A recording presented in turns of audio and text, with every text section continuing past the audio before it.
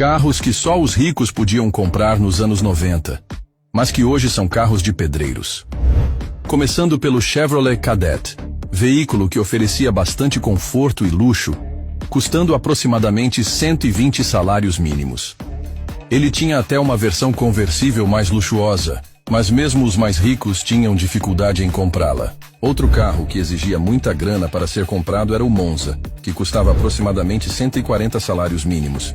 Hoje, ele é um dos queridinhos dos pedreiros brasileiros.